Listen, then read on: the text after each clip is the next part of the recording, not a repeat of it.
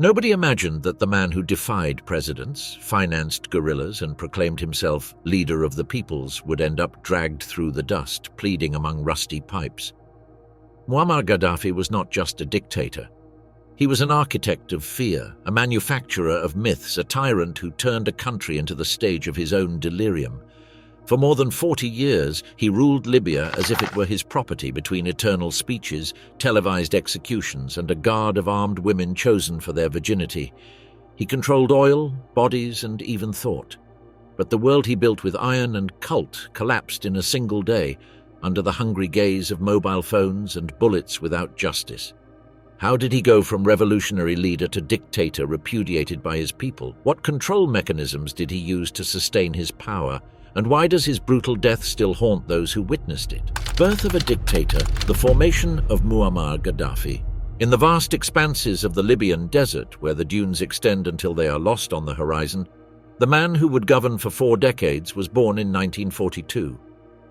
Muammar Gaddafi came into the world in Qasr Abu Hadi, a Bedouin settlement south of Sirte, when Libya still lay under British occupation after the defeat of the Italian fascist regime. His family belonged to the Qadhadfa, a Bedouin tribe that survived in the most extreme conditions of the Sahara. These desert nomads lived a precarious existence, moving with their herds according to the seasons, without electricity, without medical attention, and away from any vestige of modernity. For the urban elites of Tripoli and Benghazi, the Bedouins represented a vestige of the past, illiterate shepherds barely superior to the animals they cared for. The daily life of the Qadhadfa transpired on the margins of the state. They slept in goat wool tents, depended on rudimentary wells to access water, and sustained a subsistence economy based on livestock. Tribal identity was everything. It determined alliances, access to resources, and protection against other rival clans. However, young Gaddafi possessed something that distinguished him, an insatiable thirst for knowledge that his teachers recognized early. While other children his age helped with family tasks, he was sent to study first in Sirte and then in Sebha. Islam not only structured his formal education, but shaped every aspect of tribal life, providing both spiritual guidance and social organization. At school, Gaddafi showed himself as a disciplined but restless student. He read everything that fell into his hands: biographies of revolutionary leaders, anti-colonial pamphlets, the Quran, and history books. His early admiration for figures like Omar al-Mukhtar, the leader of the Libyan resistance against the Italians, left an indelible mark on his worldview. Al-Mukhtar, known as the Lion of the Desert, became his first personal hero and symbol of anti-colonial struggle. During these formative years, revolutionary currents began to stir the Arab world. The humiliating defeat in the Arab-Israeli War of 1948 had awakened a generation of young nationalists. In Egypt, Gamal Abdel Nasser was emerging as the leader of Pan-Arabism, promoting the unity of all Arab peoples under a single revolutionary banner. Nasser's message, transmitted by shortwave radios, found echo in young Libyans who felt that their country had been relegated to a pawn of Western interests. The ideas of Nasserism, economic sovereignty, active neutrality, and Arab dignity, profoundly influenced young Gaddafi's thinking. After Libyan independence in 1951 under King Idris I, Gaddafi entered the Royal Military Academy of Benghazi. This institution, advised by British officers, became his political university. Between tactical and military telecommunications exercises, the young officer absorbed the ideas that would transform his vision of the world. His trip to the United Kingdom for specialized training only reinforced his conviction that Arabs should definitively liberate themselves from the Western yoke. During his stay in Great Britain, Gaddafi visited London, where he was impacted by the arrogance of the English elite and by what he perceived as a materialistic and rootless culture. He returned to Libya with a more consolidated hatred toward colonialism, convinced that modernity should be built in Arab terms and not European ones. In the Benghazi barracks, Gaddafi secretly founded the Free Officers Movement, copying the Egyptian model that had overthrown King Farouk in 1952. These conspirators shared a common ideology: pan-Arabism, social justice, and total elimination of colonial influence. For years, they held clandestine meetings, recruiting followers, and meticulously planning a revolution that would forever change Libya's destiny. The group was characterized by its cellular structure, extreme discretion, and an iron ideological discipline. Gaddafi demanded absolute loyalty and personally selected members according to their origin, political vision, and predisposition to action. The opportunity came in the early morning of September 1, 1969. While King Idris was receiving medical treatment abroad, the coup officers executed their plan with military precision. In a matter of hours, they took airports, radio stations, and government buildings without firing a single shot. A radio communique announced the birth of the Libyan Arab Republic and the end of the monarchy. The announcement was drafted by Gaddafi himself and began with the phrase, "From this moment, Libya is free." The tone was direct, populist, and charged with nationalist symbolism. The first decrees revealed the magnitude of the transformation: expulsion of all foreign military bases, nationalization of the oil industry, and elimination of the Italian and Jewish communities from the country. Nationalized oil financed massive programs of free education, universal healthcare, and infrastructure modernization. Schools sprouted in remote villages, hospitals were built in previously neglected cities, and electricity reached communities that had never known artificial light. Adult literacy programs, subsidies for rural housing, and vaccination campaigns that drastically reduced infant mortality were also established. The impact was immediate. In less than a decade, Libya went from being a marginal country to one of the most developed on the African continent in terms of basic welfare. In 1975, Gaddafi codified his political philosophy in the Green Book, a work that pretended to offer an alternative to both capitalism and communism. This third way promoted direct democracy through popular committees, rejected traditional political parties, and proclaimed the superiority of the Arab tribal system over Western institutions. The text, divided into three parts, the solution to the problem of democracy, the solution to the economic problem, and the social foundation of the third way, was presented as a theoretical revolution equivalent to Marx's Capital or Rousseau's Social Contract. The book was massively distributed in every Libyan school, office, and home. Its memorization became a requirement to obtain government jobs, pass university exams, and participate in official ceremonies. The text, written in simple and repetitive Arabic, facilitated its internalization by populations with basic educational levels. Additionally, it was translated into more than 30 languages and was sent to embassies and organizations in third world countries as a sample of the Libyan alternative to the Western model. In 1977, the political transformation culminated with the declaration of the Jamahiriya, a term that translates as state of the masses. Theoretically, this system established a direct democracy where each citizen participated in decision-making through local popular committees. These committees sent delegates to regional congresses, which in turn elected representatives to the General People's Congress, the maximum legislative body.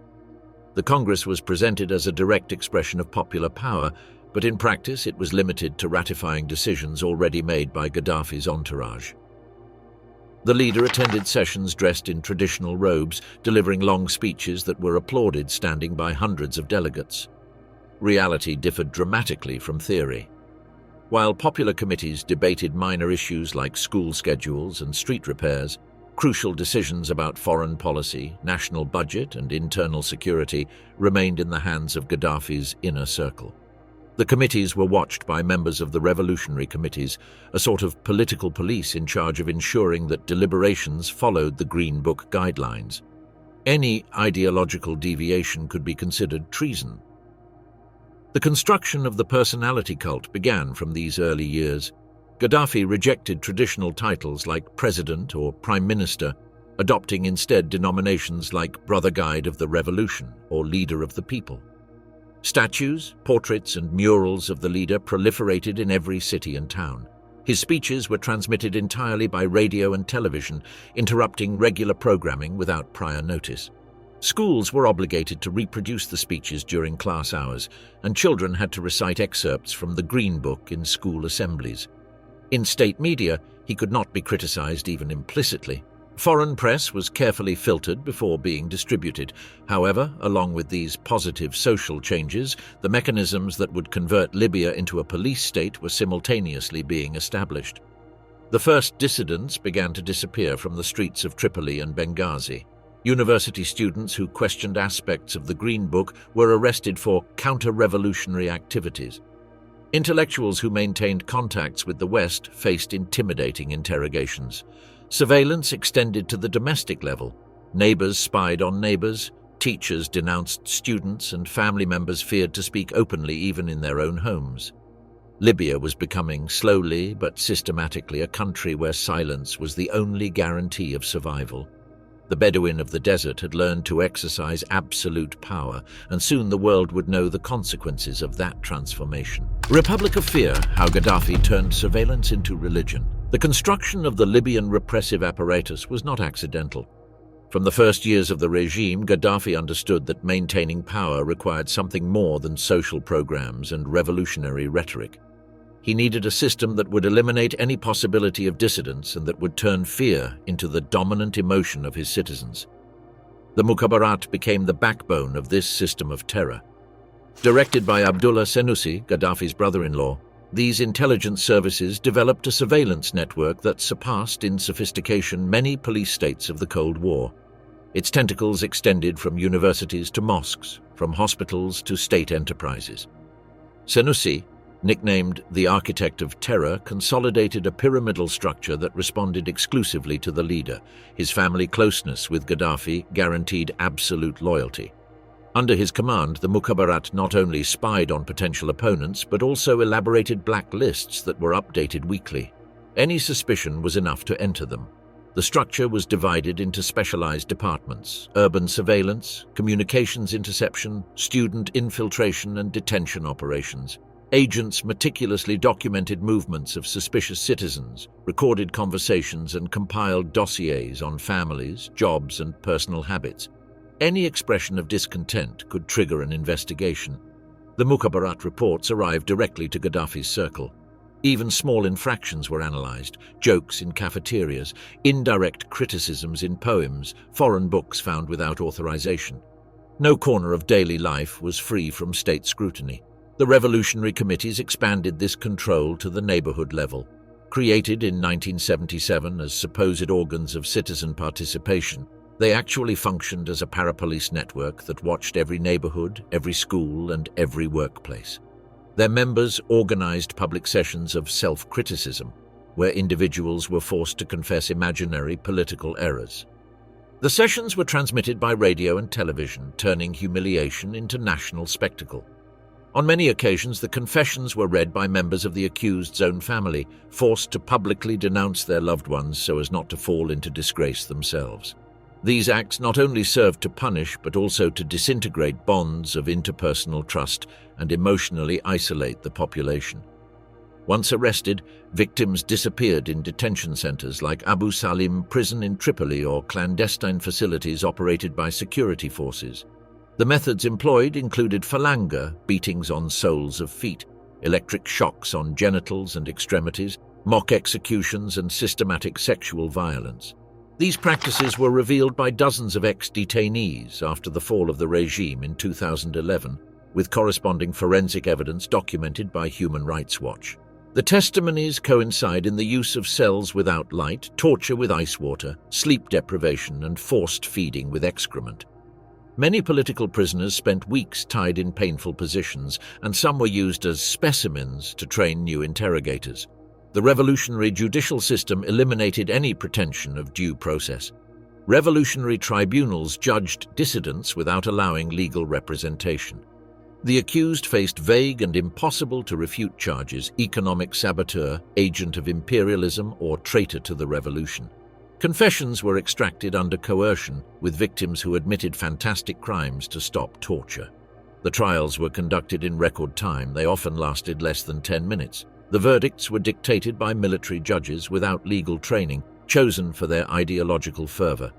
The sentences, generally death or life imprisonment, were considered acts of revolutionary pedagogy. The case of al-Sadek Hamed al-Shuwaidi in 1984 exemplifies the brutality of the system. This 30-year-old engineering student had returned from an academic trip to the United States and participated in student meetings critical of the regime. His trial was conducted in the sports hall of the University of Benghazi in front of thousands of students forced to attend. Television cameras transmitted live while al-Shuwaidi, visibly tortured, desperately denied all accusations. The death sentence was pronounced immediately. A gallows structure was installed in the center of the gymnasium. In a scene that remains engraved in Libyan collective memory, Huda Ben Amer, a member of the local revolutionary committee known as Huda the Executioner, hung from the condemned man's body when the rope did not produce immediate death. Huda was rewarded with immediate political promotions. She reached the position of mayor of Benghazi, and Gaddafi cited her as an example of model revolutionary woman. Her violent gesture was repeatedly broadcast on television as a show of ideological dedication. Public executions were institutionalized as pedagogical events. Every April 7th anniversary of the beginning of the Cultural Revolution, multiple hangings were conducted in public squares and sports stadiums. State television interrupted its regular programming to show forced confessions and the executions themselves. Even school-age children were forced to witness these spectacles as part of their revolutionary education. Teachers were given pedagogical guides that explained how to discuss the executions with students in class. Some schools hung photographs of the hanged in the hallways next to posters that said, "This is how the traitor ends." In the collective imagination, terror mixed with school routine.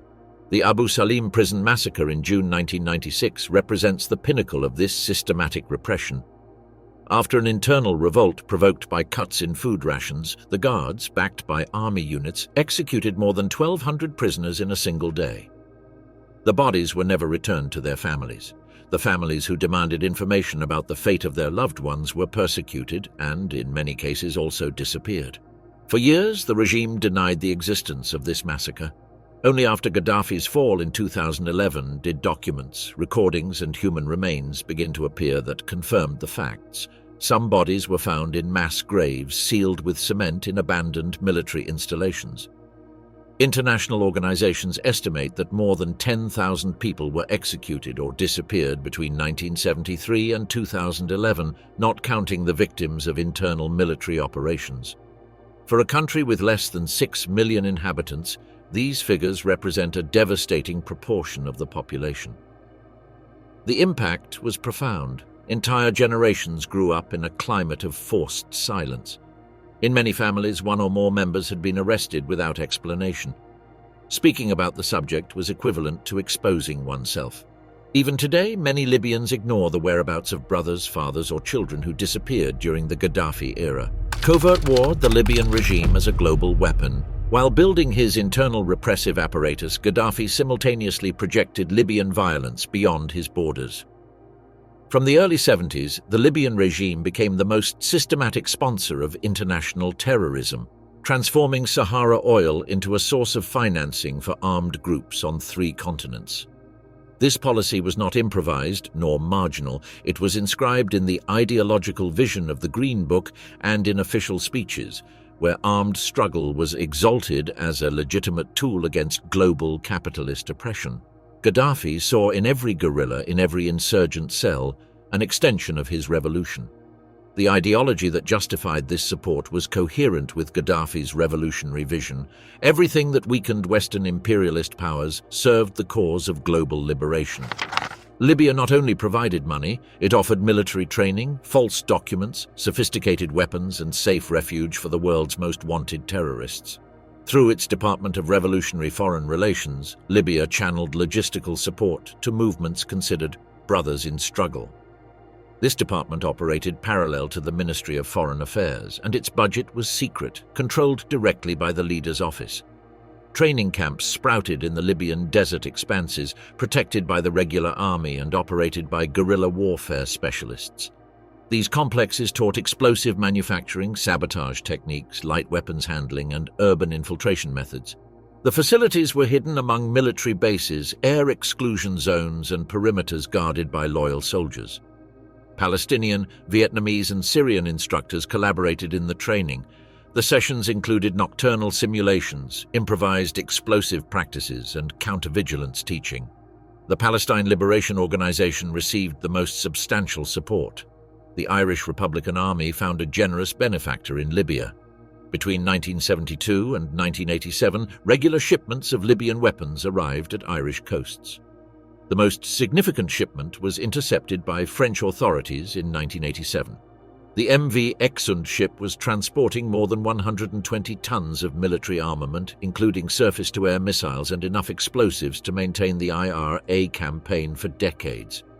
The weapons included AK-47 rifles, grenades, RPG-7 rocket launchers, and anti-personnel mines. Documents seized on the ship revealed that the shipments were authorized directly by the Libyan Defense Ministry. The impact on the IRA's operational capacity was immediate. Attacks increased in number and lethality. The Italian Red Brigades and the German Red Army faction received refuge and financing during their most active years. Terrorists wanted for murders, kidnappings, and attacks found sanctuary in Libya, where they received false identity documents and funds to continue their operations. The regime offered Libyan diplomatic passports, allowing members of these groups to circulate through Africa and the Middle East without restrictions. At least 7 cases of German RAF members hidden in Tripoli between 1982 and 1986 have been documented. This policy of support for international terrorism inevitably generated frictions with the West. The turning point came with the La Belle Discothèque attack in West Berlin on April 5, 1986. The bomb, strategically placed near the bar where American soldiers congregated, killed 3 people and wounded more than 200. The attack was planned from the Libyan embassy in East Berlin with help from the GDR intelligence service, Stasi, according to archives declassified after German reunification. The victims included African-American soldiers, which generated indignation in the US and led to a public clamor for reprisals. German investigations, backed by American intelligence, intercepted communications between the Libyan embassy in Berlin and Tripoli that confirmed the planning and execution of the attack. For the Reagan administration, this constituted a declaration of covert war. The response came on April 15, 1986, with Operation El Dorado Canyon. F-111 combat aircraft bombed military targets in Tripoli and Benghazi. The attack caused at least 60 deaths, including Hannah, Gaddafi's adopted daughter. However, in the West, the bombing was justified as legitimate defense against a state sponsor of terrorism. The bombing was coordinated with the United Kingdom, which allowed the use of air bases in England. The objective was twofold: destroy military infrastructure and send a deterrent message. Hannah's death was used by the regime as a symbol of victimization, and her image was placed on bills and monuments. The Libyan response was not long in coming. On December 21, 1988, Pan Am Flight 103, which was transporting mainly American citizens, exploded over the Scottish town of Lockerbie. The Boeing 747, with 259 people on board, disintegrated in the air, killing all passengers and crew, in addition to 11 residents of the town. The crime scene extended over more than 800 square kilometers. Human remains, fuselage parts, and personal objects were found scattered among fields and gardens. The explosion was so powerful that it left a visible crater in the center of the town. The investigation revealed that a plastic explosive had been placed in a suitcase that was traveling in the plane's cargo hold. Investigators followed a chain of evidence that led directly to Libyan intelligence services. 2 Libyan agents were finally accused of the attack. One of them, Abdelbasset al-Megrahi, was condemned in 2001 in a special Scottish tribunal in the Netherlands. His release for humanitarian reasons in 2009 provoked protests in the US and deepened resentment toward the regime. The international sanctions that followed were devastating. The UN Security Council implemented a total air embargo, freezing of Libyan assets abroad, and restrictions on the export of oil technology. The United States maintained a total economic embargo that included the prohibition of exporting American products. The impact was severe. The Libyan economy contracted, access to industrial spare parts and medical technology was drastically reduced, and the regime resorted to smuggling, informal trade, and alliances with pariah countries to survive. The situation changed dramatically after the September 11, 2001 attacks. The new American priority of combating Islamist terrorism created an unexpected opportunity for Gaddafi. His secular regime had maintained tense relations with fundamentalist groups like Al-Qaeda. Gaddafi feared radical Islamism more than the West. He had systematically persecuted the Libyan Muslim Brothers and had publicly warned about bin Laden since 1997. After 9/11, he immediately offered information about jihadist cells in North Africa. The most significant gesture came in 2003, when Libya voluntarily announced the dismantling of its weapons of mass destruction program. The results were immediate. In 2004, the United States re-established diplomatic relations with Libya. In 2006, Libya was officially removed from the list of state sponsors of terrorism. The announcement included access by international inspectors to military installations, the delivery of nuclear plans, and the transfer of components to the US. It was presented as an act of goodwill, although internally it was interpreted as a tactical move to avoid Iraq's fate after Saddam Hussein's fall. By 2009, Gaddafi had achieved an almost complete international rehabilitation. But this reconciliation was built on fragile foundations. The victims of Libyan terrorism had never received complete justice, and the internal repressive apparatus continued operating without restrictions. The regime continued using torture, repressing dissidents and tightly controlling the media. The reforms were cosmetic. The opening to the West was a facade that hid the same authoritarian system that had governed for decades. Collapse of the myth, from Arab visionary to international buffoon. Gaddafi's international rehabilitation after 2003 created unprecedented opportunities for the world to closely observe this dictator who had remained in the shadows for decades. What emerged from this scrutiny was not the image of a reformed statesman, but that of a profoundly disturbed autocrat. His first prominent appearance came in 2009, when he was named rotating president of the African Union. From this position, Gaddafi promoted grandiose plans to create the United States of Africa, a continental federation with himself as supreme leader. His speeches at African summits became delirious monologues about African superiority and the need to expel all Western influence from the continent. The culmination came with his intervention at the UN General Assembly in September 2009. His 96-minute speech demolished all established protocols.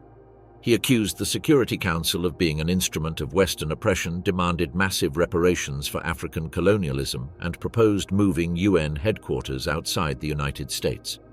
During his address, he physically tore a copy of the UN Charter, throwing the pages into the air while declaring that the document was immoral and illegitimate. The cameras captured expressions of astonishment and horror on the faces of experienced diplomats who had never witnessed such a spectacle. The Bedouin tent incident during that same visit revealed the degree of his disconnection with modern diplomatic reality. Gaddafi demanded to install a traditional desert tent to lodge during his stay in New York. He first tried to erect it in Central Park, then on the grounds of the Libyan ambassador's residence, without success. Finally, he found an unexpected host in Donald Trump, who rented him land on his Bedford property. The tent was dismantled days later by local authorities, turning the episode into a media farce. On each visit abroad, Gaddafi traveled with a logistical caravan that defied diplomatic norms, dozens of armored vehicles transported by plane, dismountable Bedouin tents, camels for photographic ceremonies, and specific requirements that included camel milk and dates from the Al Jufra oasis. His personal security had become a cinematographic production. The Amazonian Guard, created in the 80s, accompanied the dictator in every public appearance. These women, dressed in tight military uniforms, red berets and high heels, carried automatic weapons while forming a protective cordon. To the outside world, they represented a simultaneously fascinating and disturbing image of militarized female power. However, the reality behind this elite guard was considerably more sinister. Investigations after the regime's fall revealed that the selection process included criteria that went beyond military training. Candidates had to be virgins, physically attractive and willing to make a perpetual celibacy vow.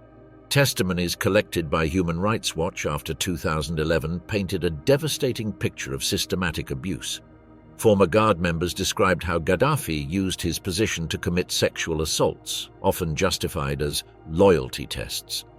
Victims who tried to resist faced torture, imprisonment, or simply disappeared. One of the survivors, identified only as Soraya, described how the bodyguards were kept in closed facilities, without contact with their families, and subjected to a psychological control regime that included drugs and blackmail. "We were decorative prisoners," she declared. "He called us his Amazons, but we were his slaves." His wardrobe transformed, according to the audience. Traditional Libyan robes for Arab events, elaborate military suits for state ceremonies, multicolored African clothing for continental summits. Each element was calculated to project authority according to the moment's needs.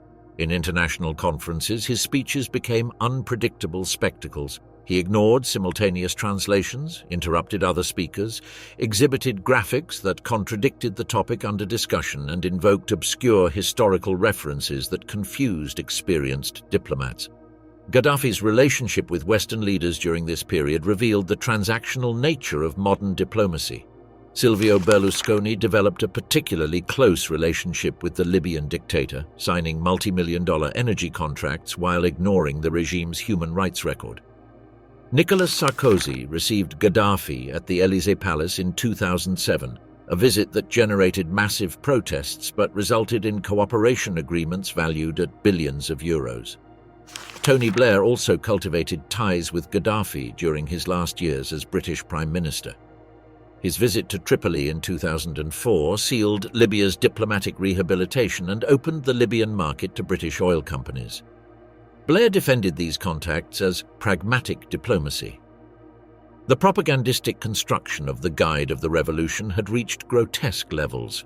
Libyan state media systematically presented Gaddafi as a misunderstood visionary, comparing him with historical figures like Napoleon and Alexander the Great. In Libyan cities, gigantic statues dominated public squares. The Green Book had become a sacred text, appearing on banknotes, passports, and entrances to public buildings. However, this propagandistic construction was beginning to show evident cracks. On emerging social networks, young Libyans exchanged memes and jokes about their leader's eccentricities. Videos of his most bizarre speeches circulated clandestinely, feeding a growing cynicism toward the official cult. By 2010, Gaddafi's international image had crystallized in a mixture of fascination and repulsion. He was simultaneously an anthropological curiosity and a persistent threat, a dictator who had managed to survive decades through a combination of brutality, oil, and theatricality. His capacity to reinvent himself had reached its limits. The world had exhausted its patience. The Arab Spring was about to test all these artificial constructions. The lynching, Gaddafi's fall before the world's cameras. October 20th, 2011 began like any other day of war in Sirte, but it would end with images that would forever define the brutality of the Arab revolutions. After months of siege, the forces of the National Transitional Council were preparing for the final assault against the last strongholds of Gaddafi's regime. At dawn, a convoy of approximately 50 armored vehicles departed from neighborhood number 2 of Sirte. Among the occupants traveled Muammar Gaddafi, his son Mutassim, Defense Minister Abu Bakr Yunus Jaber, and dozens of bodyguards and loyal officials. The plan was to escape toward the south, toward the desert where the dictator had been born 70 years earlier. The convoy never reached its destination. At 8:30 in the morning, an American Predator drone operated from a base in Nevada identified the vehicle formation leaving Sirte. The coordinates were immediately transmitted to French Mirage 2000D fighters patrolling Libyan airspace. The air-to-ground missiles impacted the convoy with devastating precision. Between 11 and 20 vehicles were instantly destroyed. Gaddafi, wounded but conscious, was helped by a small group of loyalists toward 2 drainage tunnels under the coastal highway. These circular pipes, approximately 1 meter and 20 centimeters in diameter, became the last trench of the man who had ruled Libya for 42 years. The environment was desolate, a destroyed road covered with debris, burned vehicles, burst tires, and the acrid smoke of fuel and gunpowder. The NTC fighters arrived minutes after the bombing, converging on the area and searching the convoy's remains. The first video, recorded by mobile phones, shows the exact moment of discovery. A militiaman shouts, "Allahu Akbar," while pointing toward one of the pipe openings. Other combatants run closer, their weapons pointing toward the tunnel's darkness. Excited voices overlap. "He's here! Zrenia, take him alive! Zrenia, the dog is trapped!" The following images capture the extraction.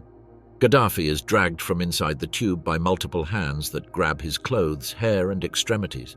He wears a beige jacket soaked in blood, his face stained with dirt and open wounds on his head. His expression shows absolute terror, bulging eyes, mouth open in a silent scream, body trembling uncontrollably. While being forced to stand, Gaddafi screams disconnected phrases in Arabic. Witnesses present reported that he repeated, "What have I done to you?" and "My children, my children." His pleas are lost among the jubilant shouts of his captors and the noise of celebratory gunshots in the air. In one of the most disturbing videos, one can clearly observe how a militiaman introduces a bayonet into the dictator's rectum. This sexual aggression, subsequently confirmed by the autopsy, reflects not only individual thirst for revenge but also a ritual humiliation destined to symbolically dethrone the tyrant. Muhammad al-Bibi, one of the combatants present, was photographed holding a golden pistol that supposedly belonged to the dictator. The image went viral instantly, becoming a symbol of the stripping of power. Forced to walk, Gaddafi visibly staggers, losing blood from multiple wounds. Death came under circumstances that remain partially disputed. According to the most credible testimony provided by Adam Zorbi, Gaddafi was held standing by several militiamen when a young man from Misrata made his way through the crowd. "I saw the hand holding the pistol," Zorbi declared, "and I heard the shot." The projectile impacted Gaddafi's left temple, killing him instantly. His body collapsed in the arms of his captors while the crowd exploded in celebration. The man who had ordered thousands of executions, who had financed international terrorism, and who had turned Libya into his personal fiefdom, lay dead on a dusty road. The corpse was transported to Misrata, where it was placed in the freezer chamber of an old vegetable market. For 4 days, endless lines of citizens waited their turn to see with their own eyes that the tyrant was really dead. The photographs taken in the freezer show Gaddafi's face deformed by the bullet's impact, with open wounds and evident signs of the beatings received. His hair, previously carefully dyed and combed, appeared greyish and disheveled. The man who had built his image based on power lay reduced to a grotesque corpse exhibited as a war trophy. The autopsy, performed on October 23rd by 3 Libyan forensic doctors, confirmed 2 bullet wounds, one in the left temple that caused death and another in the abdomen. It also documented multiple traumas to the skull and face, and a rectal perforation compatible with a metallic sharp instrument, confirming the sexual aggressions captured on video. International reactions were immediate but nuanced. Anders Fogh Rasmussen, NATO Secretary-General, announced the imminent end of Operation Unified Protector. Ban Ki-moon stressed that the moment required national unity, not revenge, and requested investigations into possible war crimes. Human Rights Watch issued a report concluding that evidence suggests that Gaddafi was summarily executed. Amnesty International demanded legal procedures, declaring that no one should be above due process. Barack Obama declared that the tyrannical shadow in Libya has disappeared. David Cameron celebrated the end of a dictator who spilled blood for 42 years. These declarations reflected Western relief at Gaddafi's elimination, but carefully avoided commenting on the methods employed. On October 25th, the bodies of Gaddafi and his son Mutassim were removed from the freezer. According to NTC sources, they were buried in a secret location in the Libyan desert. The place was sealed by militiamen to avoid creating a tomb that could become a symbol for supporters of the previous regime. The videos of Gaddafi's capture and death circulated massively on the internet, being viewed millions of times. These images became a brutal historical record of how absolute power ends when it loses the population's fear. For many Arabs, they represented a symbolic victory against decades of tyranny. For Western observers, they illustrated the chaotic and vengeful nature of popular revolutions. Gaddafi's death marked the end of an era not only in Libya, but in the entire Arab world. He was the first dictator of the Arab Spring to die violently at the hands of his own people. His summary execution became a warning to other regional autocrats. Power built on terror can collapse suddenly, and when it falls, there is no refuge for those who exercised it without limits. Chaos without dictator, Libya after Gaddafi's death. The euphoria that followed Gaddafi's death lasted exactly the time it took the Libyan rebels to look at each other and realize that they had absolutely nothing in common except their hatred toward the dead dictator. The country that had been unified under the personal terror of one man instantly fragmented into dozens of armed factions. The collapse of the state apparatus was immediate and total. For 42 years, Every Libyan institution had functioned as a personal extension of Gaddafi's will. There were no autonomous ministries, professional armed forces, nor independent judicial system. When the dictator died, the state died. Government offices were abandoned by officials who fled toward their regions of origin. Ministerial archives were looted or burned. Police abandoned their uniforms and joined local militias. The National Transitional Council lacked real authority outside some specific urban zones. By 2014, this fragmentation crystallized in an institutional division that split the country in half. The Tripoli government, backed by the Libya Dawn coalition and dominated by Islamist militias, controlled the western region. Its power base was concentrated in Misrata, whose brigades had been crucial to overthrowing Gaddafi and now demanded proportional political protagonism. The Tobruk government, based in the east and supported by the National Libyan Army under Khalifa Haftar, represented a coalition of secular and federalist forces. Haftar, a former Gaddafi general who had deserted decades earlier, presented himself as the only leader capable of restoring order through military force. This governmental duality created a Kafkaesque absurd. Libya operated with two central banks issuing contradictory orders, two oil ministries signing conflicting contracts, two judicial systems dictating mutually exclusive sentences. The conflict was rapidly internationalized. Turkey, under Erdogan, massively backed the Tripoli government, seeing in the Libyan Islamists natural allies for its Ottoman renewal project in the Mediterranean. The support included Bayraktar TB2 drones, military advisors, and, from 2020, official troops. Qatar complemented Turkish support with financing and favorable media coverage through Al Jazeera. Egypt and the United Arab Emirates responded by systematically backing Haftar, providing military training, heavy armament, and direct air support. Attacks with Mirage 2000 fighters flying from Egyptian bases were documented. Russia entered the conflict through the Wagner Group, deploying hundreds of mercenaries in support of the National Libyan Army from 2017. These combatants, officially private contractors but equipped with latest-generation Russian armament, installed air defense systems and operated armored vehicles. France maintained an officially neutral position, but leaked documents revealed discreet support for Haftar. Paris saw in the Libyan Marshal a potential ally to combat Sahelian terrorism and control migratory flows toward Europe. This foreign intervention transformed a civil conflict into a proxy war that indefinitely prolonged violence. Each Libyan faction received enough external support to continue fighting, but none obtained definitive superiority. The result was a destructive equilibrium that devastated the country for a decade. Oil resources became the main prize of this competition. Control of fields, refineries, and terminals passed to the hands of local militias, regional tribes, and warlords who negotiated directly with international companies. Multinational oil companies faced a surreal reality. To maintain operations in Libya, they had to sign parallel agreements with armed groups that territorially controlled their installations. Repsol restarted operations in the Sharara field after negotiating directly with the militia of Commander Ahmad al-Ahmar, recognizing that the Libyan state was a legal fiction. Eni, Total, and other European companies developed similar protocols, maintaining representatives who functioned as extra-official diplomats before dozens of armed factions. The contracts included clauses that distributed benefits among different groups, creating economic incentives to maintain territorial fragmentation. The governmental chaos created ideal conditions for ISIS establishment in Libyan territory. Taking advantage of the authority vacuum, militants expelled from Syria and Iraq established their largest African affiliate between 2014 and 2016. The terrorist organization took control of Derna, established cells in Benghazi, and completely conquered Sirte. In February 2015, ISIS published a video showing the beheading of 21 Egyptian Christian workers on a beach near Sirte. The images, carefully produced to maximize propagandistic impact, showed the militants executing their victims while the Mediterranean turned red.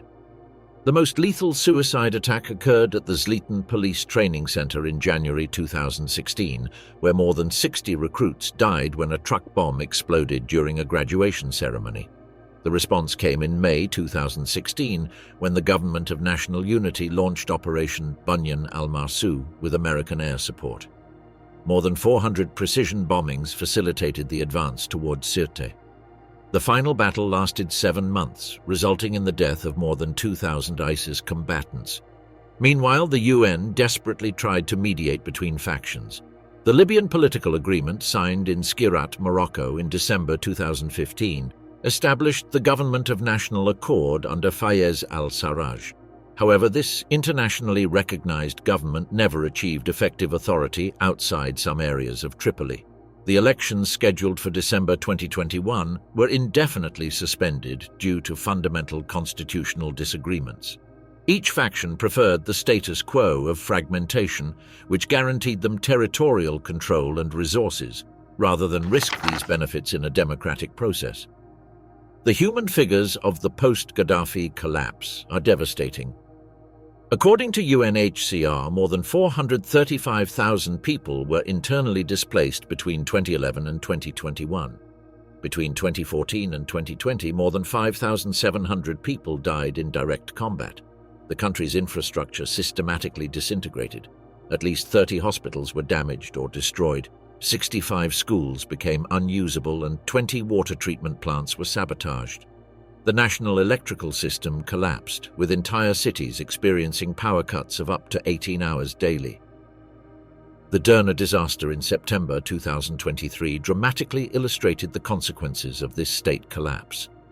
When torrential rains hit the eastern region, 2 dams built during the Gaddafi era gave way due to lack of maintenance. The city was swept by a flood that killed more than 11,000 people. By 2023, the Libyan oil industry operated under precarious conditions. Production fluctuated between 1 million and 1,200,000 barrels daily, subject to constant interruptions. Tribal blockades, labor strikes, and conflicts between rival governments regularly paralyzed operations.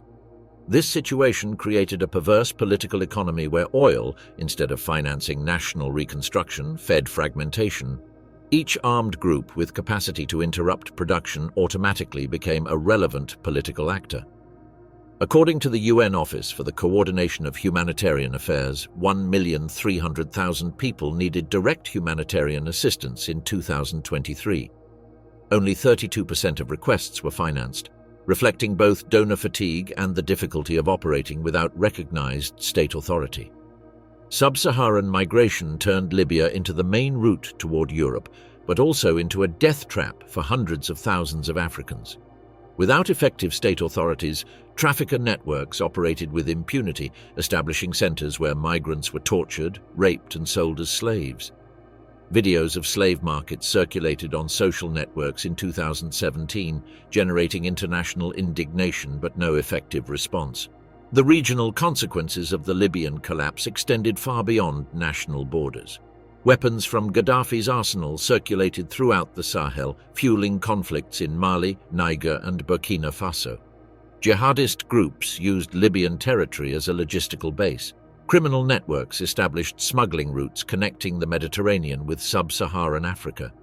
Europe faced massive migratory flows that altered the internal political balance of multiple countries. The migratory crisis contributed to the rise of anti-immigration parties, influenced the British decision to leave the European Union, and destabilized governments from Italy to Germany. For the powers that had intervened in 2011, the results were unequivocally catastrophic. France had lost influence in a region it considered its natural sphere. The United Kingdom faced parliamentary criticism for an intervention that had worsened all the problems it pretended to solve.